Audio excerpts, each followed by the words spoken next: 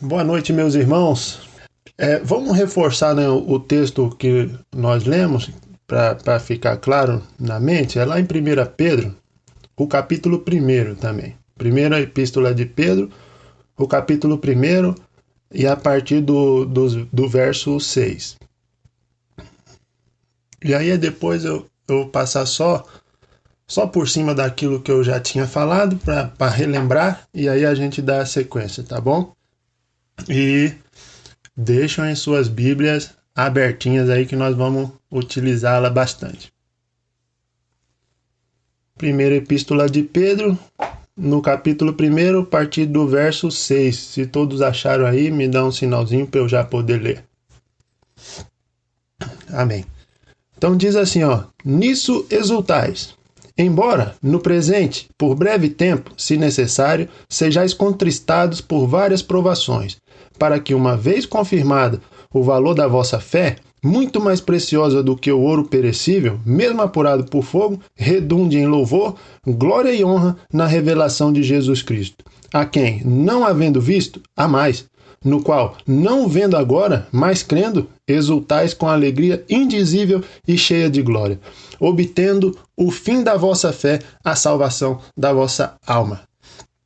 Então, meus irmãos, como eu disse anteriormente, né, nós vivemos um período em que aparentemente parece estar chegando no nosso país um tempo de perseguição, vamos dizer assim, né? Um tempo em que a perseguição se aproxima do nosso país, e eu disse até naquela outra oportunidade, nós vimos isso com ações do STF, nós vemos isso no carnaval, na nossa cultura, nós vimos isso na Netflix, né?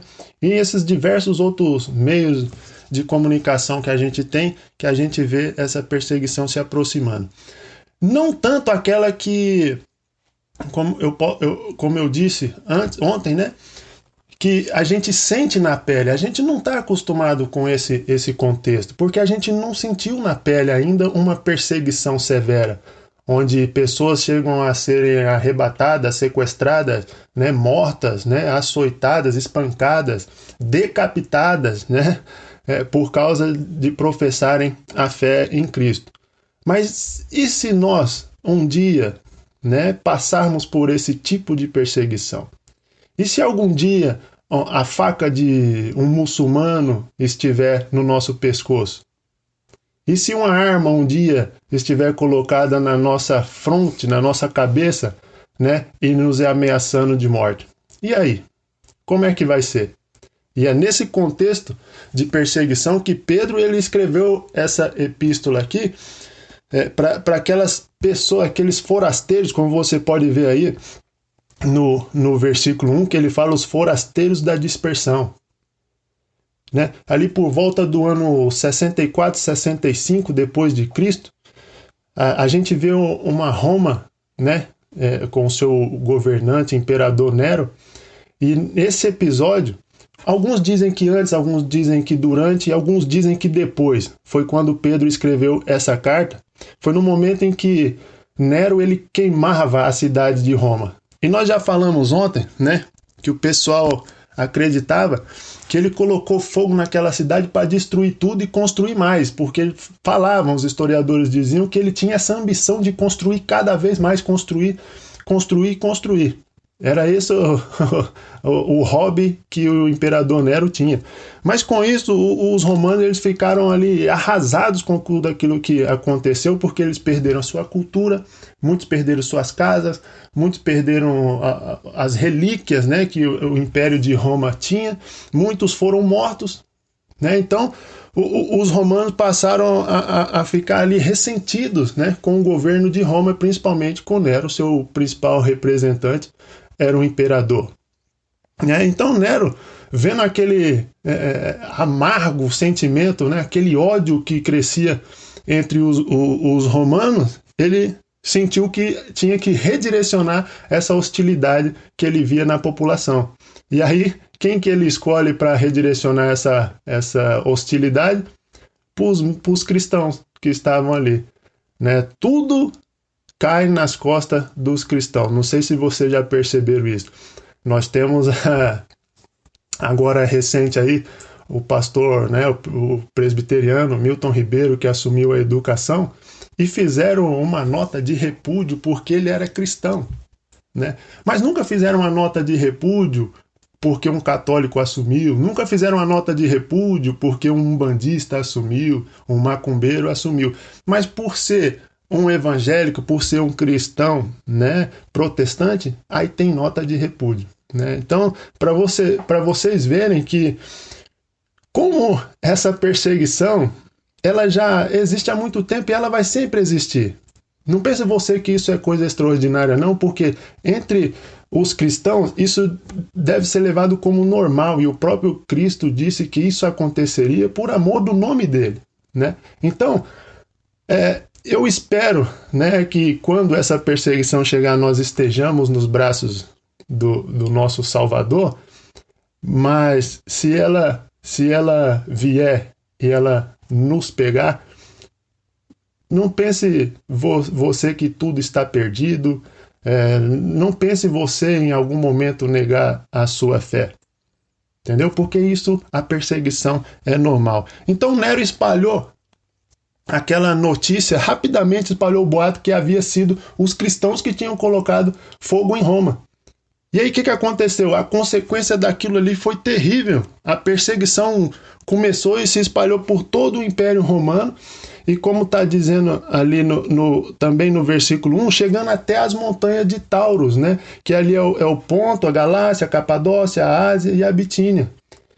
Né? Chegando longe, essas montanhas ficavam longe de Roma, mas a perseguição foi tão severa que ela alcançou até essas partes do Império Romano, que era muito grande, né? Então, diante dessa tamanha perseguição que havia ali no Império Romano, Pedro escreve essa carta porque os cristãos eles já estavam desanimados, né? Com tanto sofrimento, com tanta perseguição, com tanta provação, nessas circunstâncias desanimadoras que eles estavam passando, né? E Pedro escreve essa carta então para encorajá-los a manter a esperança deles viva. E esse é o tema dessa mensagem de hoje, a viva esperança do crente.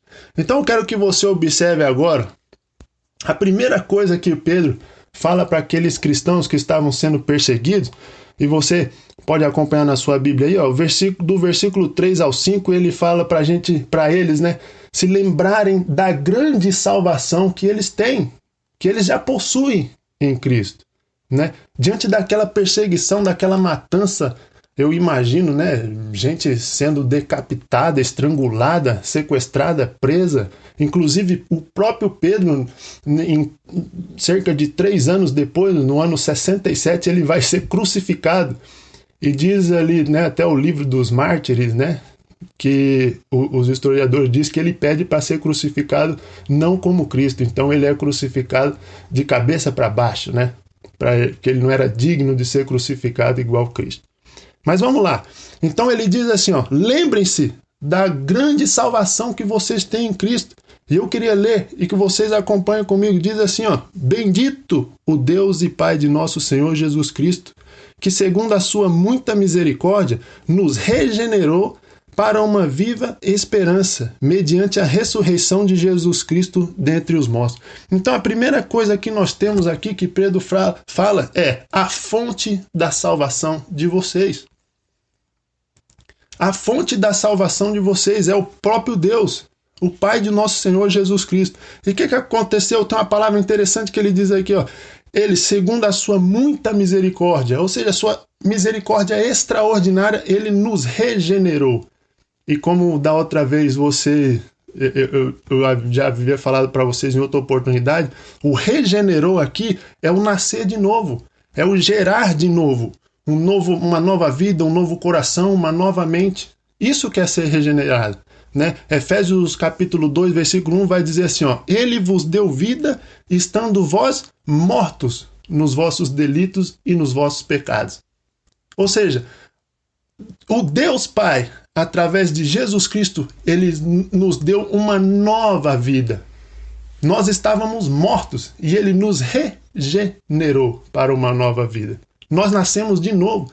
Você lembra quando o próprio Jesus teve uma discussão com Nicodemos? Nicodemos pergunta para ele: Senhor, o que é necessário para eu ser salvo? Ele diz: primeiro, você precisa nascer de novo. Nascer de novo. E esse nascer de novo, a palavra de Deus está dizendo que ela vem do próprio Deus. Ele, segundo a sua misericórdia, nos regenerou para uma viva esperança. E que viva esperança é essa? Eu vou dizer para você o que ela não é. Ela não é aquilo que o mundo tem como uma esperança.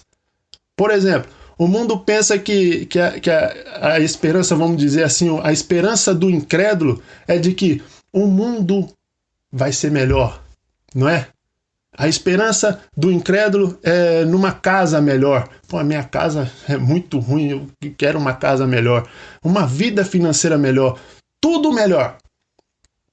A esperança do incrédulo é que o mundo vai melhorar, é que o Bolsonaro vai salvar o Brasil de todas as mazelas que nós temos. A esperança do incrédulo, ela está naquilo que ele pode ver, naquilo que ele pode tocar, naquilo que ele está vendo.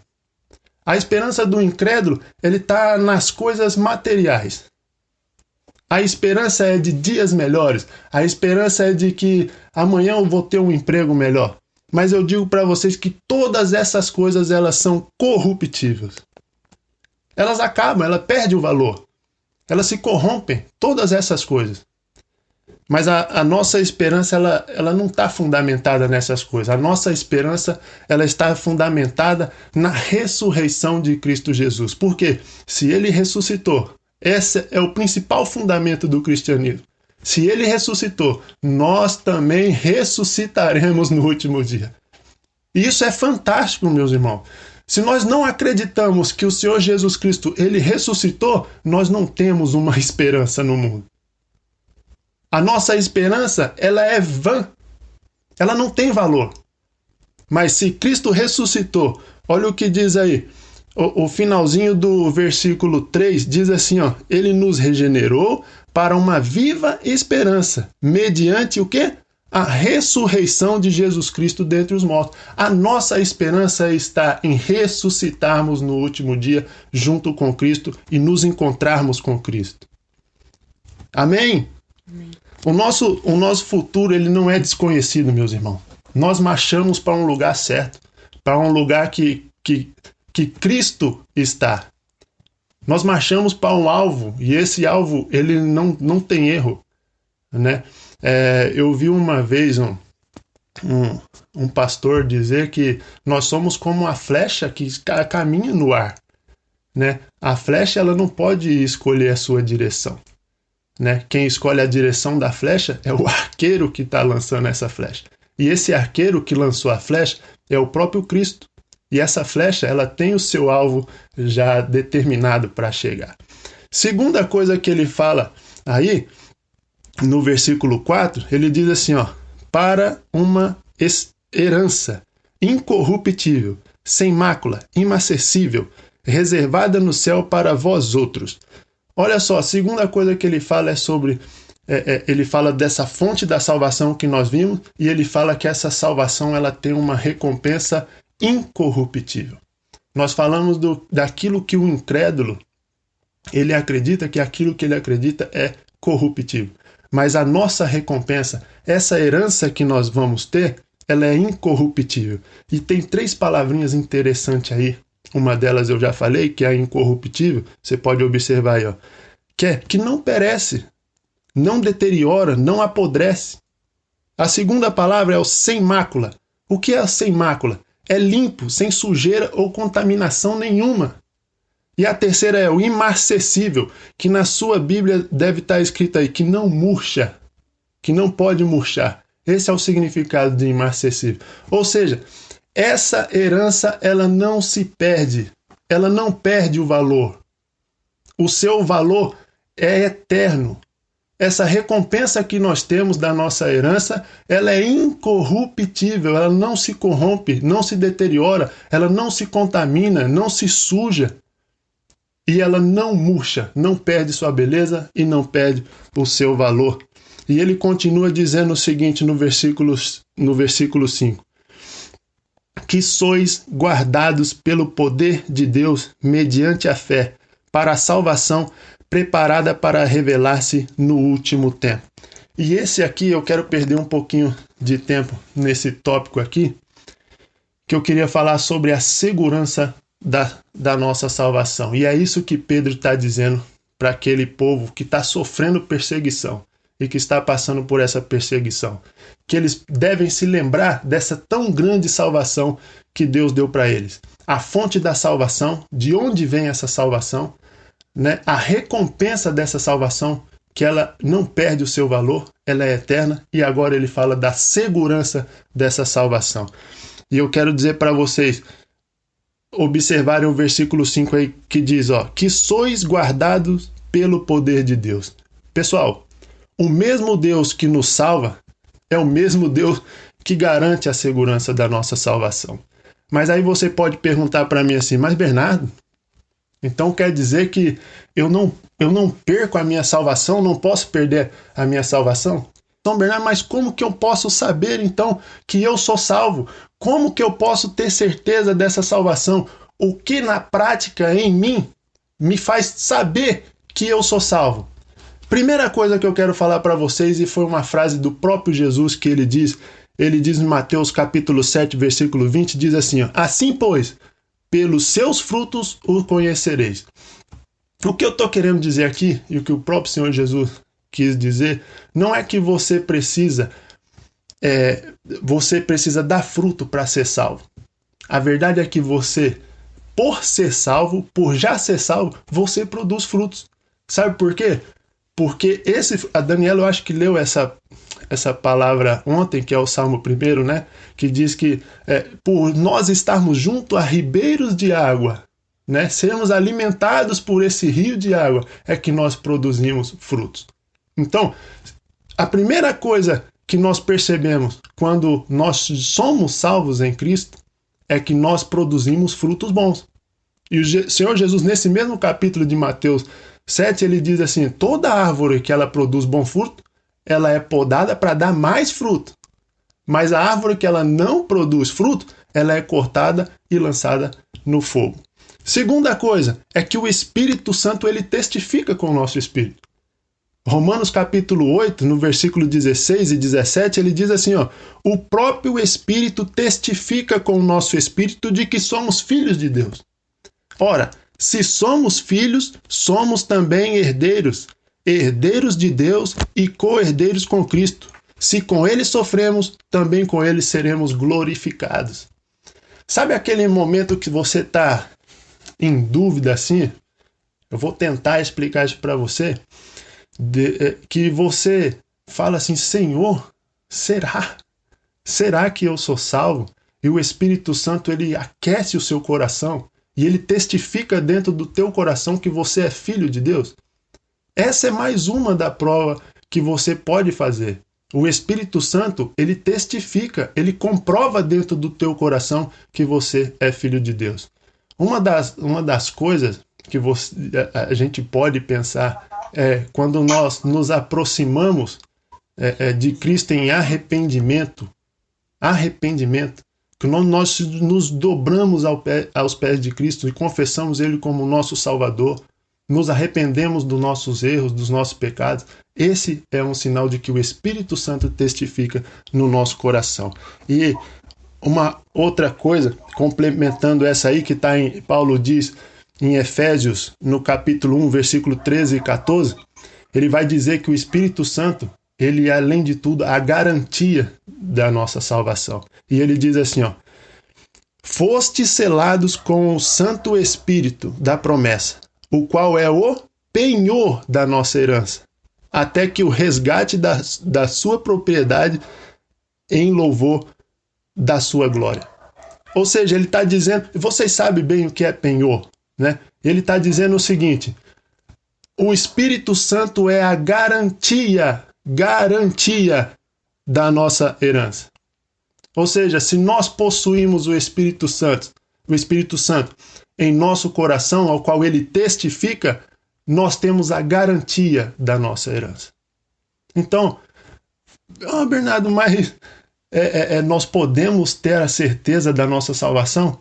Sim, nós podemos ter a certeza da nossa salvação, porque nós somos preservados por Cristo, como diz o começo do versículo 5 aí. O próprio Senhor Jesus, quando ele está ali conversando, debatendo com os judeus, com os fariseus, né, e alguns mestres da lei ali, ele vai dizer em João, no capítulo 10, versículo 24, até o 28, eu vou ler rapidamente para vocês, e nem preciso que vocês abram, para eu ser bem sucinto aqui. E ele diz assim, diz assim, né, o texto: rodearam-no, pois, os judeus e o interpelaram, ou seja, começaram a perguntar a ele, a bombardear eles com muitas perguntas. Até quando nos deixará a mente em suspenso? Ou seja, em dúvida? Até quando, Senhor, você vai deixar a nossa mente aqui em dúvida, vacilando? E se tu és o Cristo, dize-o francamente. Os fariseus falando para ele. No versículo 25, respondeu-lhes Jesus: já vos disse, e não credes.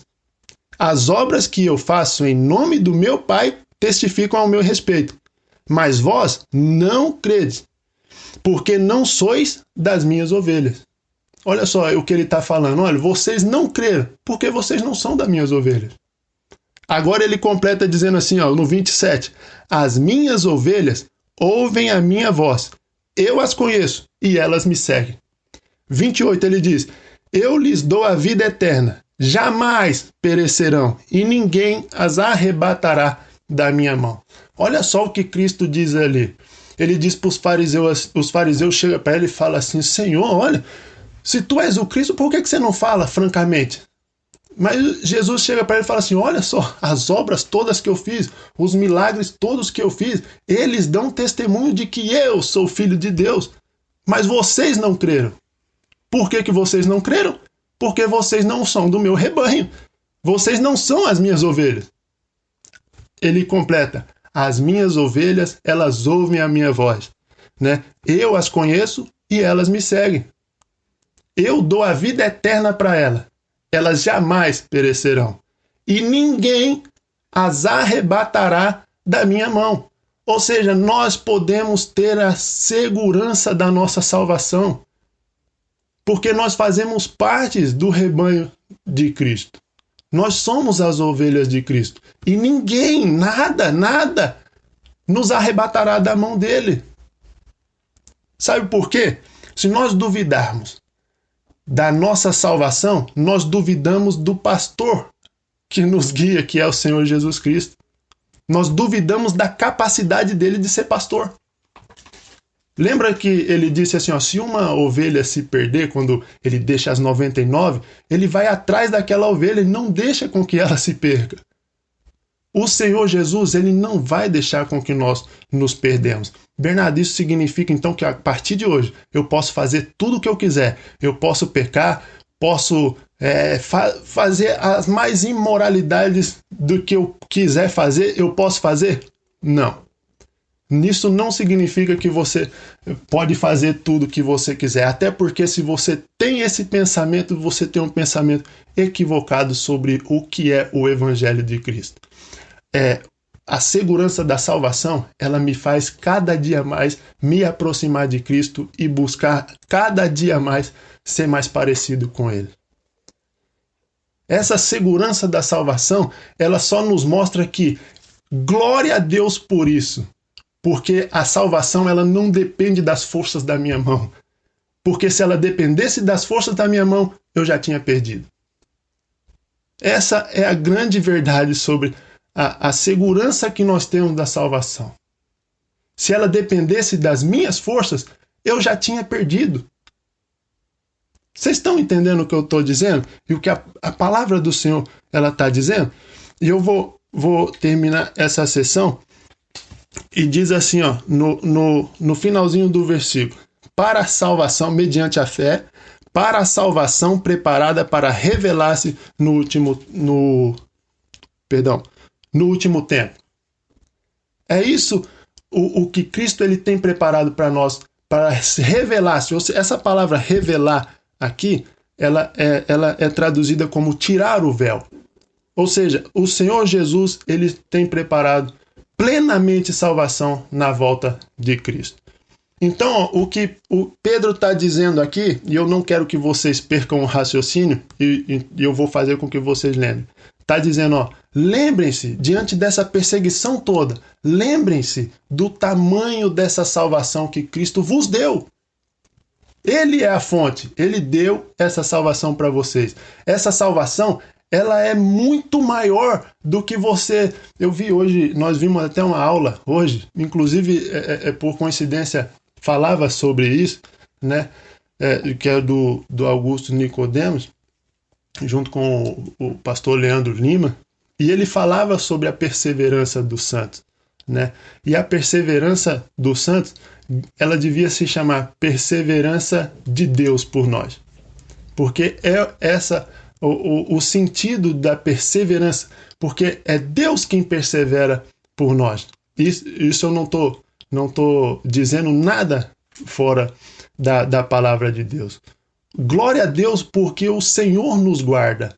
Glória a Deus porque Ele assegura a nossa salvação. Glória a Deus porque Ele é a fonte da nossa salvação. Glória a Deus porque Ele tem uma herança incorruptível reservada para nós nos céus.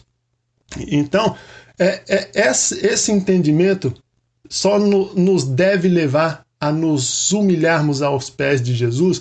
Eu falava ainda esses dias com o Nivaldo, né, a respeito dessa grandeza de Deus, e essa doutrina, ela só nos faz nos jogarmos aos pés de Jesus e dizer: Senhor, obrigado por tamanha salvação que o Senhor nos proporcionou.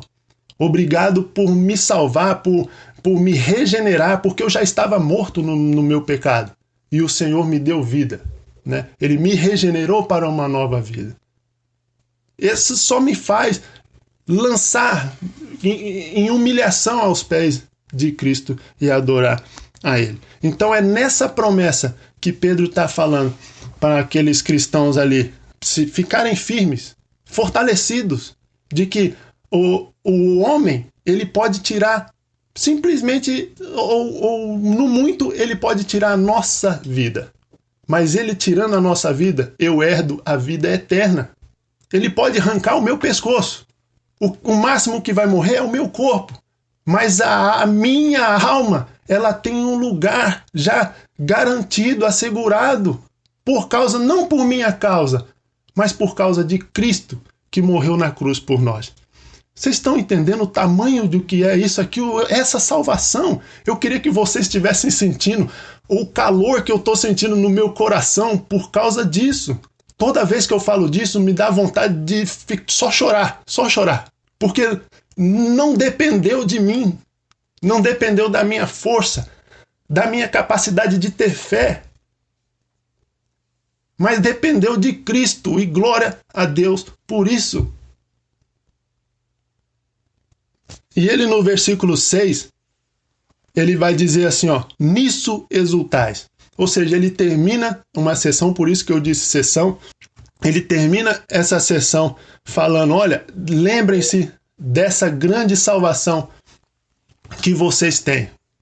Lembrem-se dessa grande salvação que vocês têm. E ele no versículo 6, que ele vai entrar em outro assunto, mas ele faz um elo de ligação e ele disse assim, e é nessa salvação que vocês precisam exultar.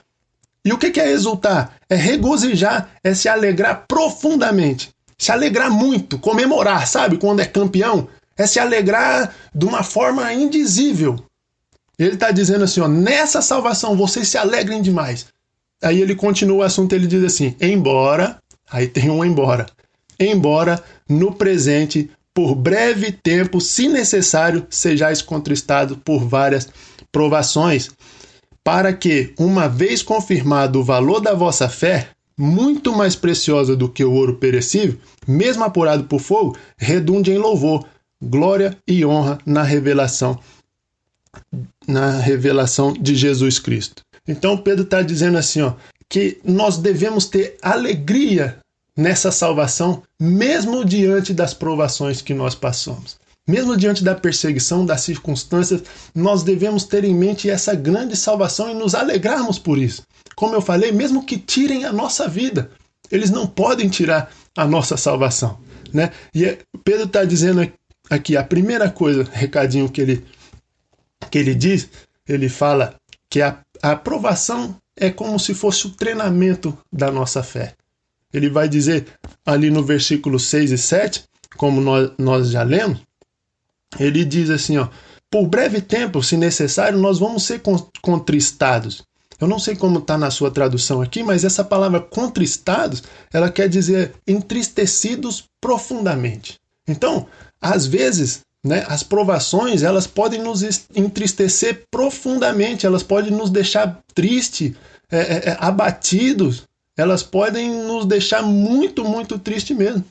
Mas só que tem um porém, olha no versículo 7, ele vai dizer que essas provações, né, elas por várias provações, para que, uma vez confirmado o valor da vossa fé, aí pula um pouquinho, lá no final do versículo diz assim, ó, o valor da vossa fé redunde em louvor, glória e honra na revelação de Jesus Cristo. O que ele está querendo dizer? Que mesmo que essas provações nos entristeçam profundamente, elas servem para testar, aprimorar, refinar a nossa fé para que ela redunde, ela resulte, né, em louvor, glória e honra quando Cristo voltar. Eu vou dar um exemplo aqui que o próprio Pedro está usando aí sobre o ouro. Você deve saber muito mais do que eu sobre isso aí, principalmente o Nivaldo aí, um dos mais antigos, deve saber mais do que eu. Diz assim, ó, porque o ouro, né, o trabalho do ourives ali, quando o ouro ele era apurado no fogo ali, era para que as impurezas, né, aquelas crostas que vinham junto no metal, elas fossem removidas, né? Removido toda aquela impureza que não tem valor nenhum, ela é colocada no fogo para que aquelas impurezas sejam removidas, né? E tem um costume que os ourives tinham, era de deixar o ouro derreter bastante no fogo até ele ser capaz de ver o próprio rosto naquele metal, no ouro. Então eles deixavam o ouro ali no fogo por bastante tempo para purificar bastante aquele ouro, na qual ele era capaz de ver o seu próprio rosto como um espelho naquele metal. E é isso o que Cristo ele faz com a nossa fé. Até que ele veja o seu próprio rosto em nós, né? É o treinamento da fé. Quer um outro exemplo? Vocês que são, né, estudantes aí, você estuda a matéria por diversas vezes, né? Você passa madrugadas aí estudando para aquela matéria que você tem mais dificuldade. E você estuda para chegar na hora da prova e ter aquela aprovação. Não é verdade? Tem gente que não passa na prova, mas o objetivo é passar. Você estuda para fazer a prova e ser aprovado naquela prova. Esse é o objetivo da prova. E esse é o objetivo do treinamento da fé. É passar na prova. E olha o versículo, a partir do versículo 8, Pedro vai dizer qual que é esse resultado do treinamento da fé. Diz assim, ó, a quem, não havendo visto, há mais, no qual não vendo agora, mas crendo, exultais com alegria indizível e cheia de glória, obtendo o fim da vossa fé, a salvação da vossa alma. Ou seja, Pedro está dizendo aqui, ó, primeiro, no versículo 8 aí, que a verdadeira fé nos faz amar a Cristo mesmo não vendo agora. É interessante isso porque algum de vocês já viu a Cristo face a face? Responde para mim. Não, eu não vi. Mas por que eu amo a Cristo se eu não vi? É exatamente por causa da fé. Exatamente por eu ser regenerado por Cristo. É exatamente por o Espírito Santo produzir em mim a fé necessária é que eu amo a Cristo. Porque eu não vi, eu não o conheço pessoalmente. Nenhum de vocês viu Cristo pessoalmente. Mas diz, ó, o versículo 8, a quem não havendo visto, há mais. Há mais. Então, o treinamento da nossa fé O resultado dele é amor a Cristo. Uma fé verdadeira, ela me faz amar mais a Cristo. Segunda coisa, ainda aí no versículo 8, ele vai dizer o seguinte aqui, ó: no qual não vendo agora, mas crendo, exultai com alegria indizível e cheia de glória. Ou seja, a fé verdadeira, a fé que foi aprovada, ela passou no treinamento da fé, ela se alegra em Cristo. Ela se alegra abundantemente em Cristo. Né? Ela exulta, ela tem prazer em Cristo. Né? Agora, a fé falsa, a fé que não foi aprovada, né? O crente que anda vacilante, ele não tem esse prazer. Quando diz em volta de Cristo, ele chega até a se entristecer. Essa é a verdade. Então, a verdadeira fé, ela me faz, ela se alegra cada vez mais em Cristo. E no versículo 9, diz o seguinte aí, ó: obtendo o fim da vossa fé, a salvação da vossa alma.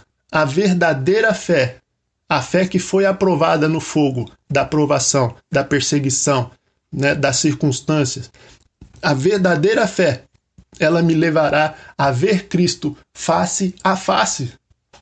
Isso, gente, eu queria tanto estar na mente de vocês para ver se vocês estão compreendendo o que eu estou dizendo. Que isso é muito grande, isso é muito precioso para a gente. A verdadeira fé, ela me levará a ver Cristo face a face. Eu não o vi, mas eu amo. Não, eu não estou vendo agora. Não estou vendo agora, mas eu crendo, como diz aí, ó, eu me alegro em Cristo. Sem vê-lo, é pela fé. É pela fé que eu me alegro em Cristo. É pela fé que eu amo a Cristo. E é pela fé que eu vou vê-lo face a face. Obtenho o fim da minha fé, a salvação da vossa alma, como diz o versículo 9. E para dar um exemplo para vocês aqui, à luz da Bíblia, nós podemos dizer que nós já somos salvos, né? Essa é a justificação. Mas nós também estamos sendo salvos. Essa é a santificação. E nós seremos salvos. Essa é a glorificação. Então, à luz da justificação, eu já fui salvo da culpa do pecado. Cristo me justificou. À luz da santificação, eu estou sendo livre do poder do pecado. É o processo de santificação. E à luz da glorificação, eu serei livre da presença do pecado. Eu não vou estar mais na presença do pecado. Eu vou sair daqui. Aqui não é o nosso lugar. Essa pátria não é nossa. A nossa pátria é a pátria celestial. Então, ó, Pedro está dizendo que a aprovação ela é pedagógica. Ela nos ensina. Ela é um treinador que dá o treinamento para a gente. E nós precisamos fazer esse treinamento para passar, né, nas provas. Né? Nós precisamos fazer esse estudo para a gente passar na prova e obter a nossa aprovação. E eu estou indo para o final, para eu fechar, eu queria ler só até o versículo 12, que Pedro vai dizer assim, ó, que a salvação é o cumprimento do ensino dos profetas. Diz assim, ó: foi a respeito dessa salvação que os profetas indagaram e inquiriram, os quais profetizaram acerca da graça a vós outros destinada, investigando atentamente qual a ocasião ou quais as circunstâncias oportunas indicadas pelo Espírito de Cristo que neles estava, ao dar de antemão testemunho sobre os sofrimentos referentes a Cristo e sobre as glórias que os seguiriam. A primeira coisa que Pedro está dizendo aqui sobre os profetas é muito interessante. Ele diz assim, ó, que os profetas, olha no versículo 10, vai dizer que eles profetizaram acerca da graça que a vós outros foi destinada. Pedro estava dizendo para aquele pessoal lá. Os profetas falaram acerca da salvação, eles escreveram, eles profetizaram, eles falaram acerca da salvação. E ele está dizendo também que eles demonstraram interesse em saber mais sobre ela. Olha só, isso é demonstrado nas palavras que ele está dizendo aí, ó. Os profetas indagaram, inquiriram, investigaram atentamente. O que eles investigaram atentamente?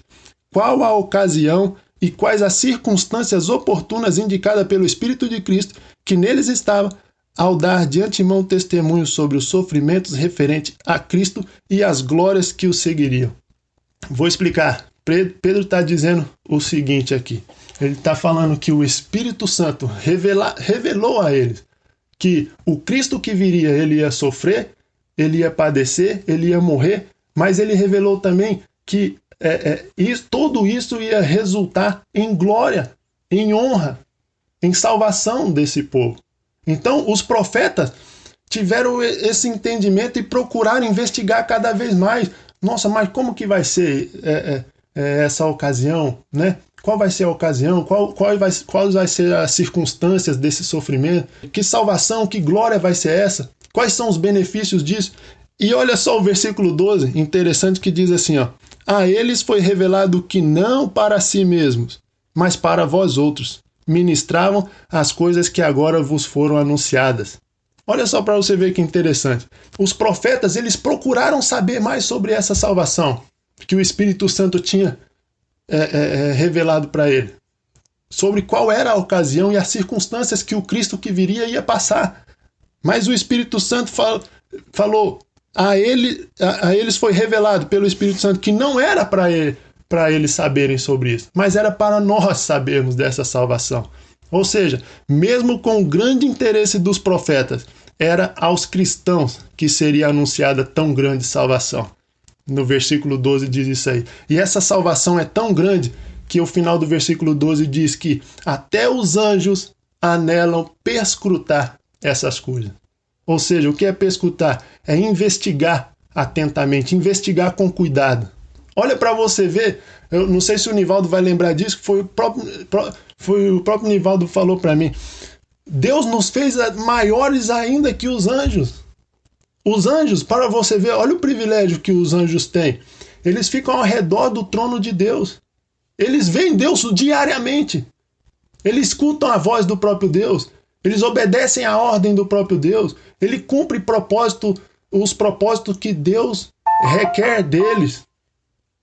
Olha para você ver que privilégio que os anjos têm. Mas só que, olha só o que a palavra diz. Que essas coisas que foi revelada a nós, essa salvação, o tamanho dessa salvação, que os anjos anelam prescrutar sobre essas coisas. Então, ou seja, se os anjos e os profetas eram privilegiados no seu tempo, principalmente os profetas, eram tidos em alta posição, se eles investigaram atentamente, se interessaram por essa revelação, por essa salvação, olha só como nós somos privilegiados por ter essa revelação da salvação para nós. Então é isso que Pedro está dizendo para a gente, meus irmãos. E eu queria que vocês entendessem que nós somos privilegiados por sermos salvos por Cristo. Nós somos privilegiados por sermos resgatados por Cristo. E essas coisas os anjos ficam querendo saber sobre essas coisas e que nós já temos revelado para nós. Isso é grande demais. E eu quero fazer uma pergunta para você. Como é que o seu coração reage? Como é que o seu coração ele reage quando se fala de salvação? Como que ele reage? A sua esperança está na volta de Cristo? Ou quando se fala na volta de Cristo, você se entristece? Você fica se perguntando, meu Deus, o que vai ser da minha casa? Nossa, vou ter que deixar essa casa toda aqui. Quando se fala, Jesus Cristo está voltando, em que você pensa? Como é que o seu coração reage a isso? Sabe por que eu estou perguntando isso? Porque muito pouco se fala hoje na volta de Cristo e na grande salvação que nós temos. A nossa esperança é material. A nossa esperança está no amanhã, no que eu vou fazer no meu serviço amanhã. A nossa esperança está no dinheiro que eu vou ganhar amanhã. A minha esperança está qual o negócio que eu vou fazer amanhã para que eu possa ganhar mais dinheiro. A minha esperança está qual é o modelo do carro que eu vou comprar amanhã. Eu não estou dizendo que a gente não deve de maneira nenhuma pensar nessas coisas, não é isso que eu estou dizendo, mas eu estou dizendo é que a nossa esperança não está nessas coisas que se corrompem. A nossa esperança é, em poucas palavras para a gente fechar, se a perseguição vier, se tirarem a minha vida, se arrancarem a minha cabeça, se me matarem, se me espancarem, se me prenderem e depois me torturarem até a morte, a minha esperança não está nas coisas que estão nessa terra. A minha esperança está em Cristo e na grande salvação que Ele preparou para nós. É isso que eu queria que queimasse no nosso coração. É isso que eu queria que a nossa mente estivesse abarrotada disso, que nossa esperança não está aqui nessa terra. A nossa esperança está nessa grande salvação que o Senhor Jesus nos anunciou e nos assegurou que nós iríamos herdar. O Senhor Jesus, ele prometeu essa herança para nós. E mesmo que as provações sejam muitas, e por muitas vezes elas podem nos entristecer, nos jogar para baixo mesmo. Mas olha, Paulo vai dizer em Romanos no capítulo 8, versículo 17, no finalzinho, ele diz assim, ó, se com ele sofremos, também com ele seremos glorificados. Hoje eu te convido a sofrer junto com Cristo. Porque se nós sofremos com Cristo, também com ele nós seremos glorificados. Amém, meus irmãos? Eu peço que Deus abençoe vocês. Se você puder, feche seus olhos aí por um instante. Vamos orar a Deus. Senhor Jesus, neste momento eu quero te agradecer, ó Pai. Em primeiro lugar, Senhor, pela grande salvação que o Senhor nos deu. Pai querido e Pai amado, sei que nós passaremos por diversas provações, lutas, sofrimentos ainda, mas eu sei que em todos esses episódios o Senhor estará conosco. Pai, que o Senhor nos ajude e nos ensine e nos dê força, Senhor, para que a nossa esperança não esteja nessas coisas que se corrompem, Pai. Para que a nossa esperança não esteja nessas coisas que se perdem, Deus. Mas que a nossa esperança seja uma esperança viva, uma esperança que ela esteja fundamentada em Cristo, Senhor. Oh Deus, eu te peço que o Senhor esteja conosco, Pai. Perdoa os nossos erros, nossos pecados. E que o Senhor nos guarda, Senhor, nos livra de todo mal, Pai. E que esteja caminhando conosco, Pai, todos os dias da nossa vida. Senhor Jesus, resplandece em nós, Senhor, essa chama, Pai, essa chama no nosso coração, Pai, para que sempre, Pai, nós possamos nos lembrar dessa grande salvação que o Senhor nos deu por intermédio do Teu Filho Jesus. Eu te agradeço por isso, Senhor, te glorifico, Senhor, porque a Ti pertence a honra e a glória eternamente. Amém.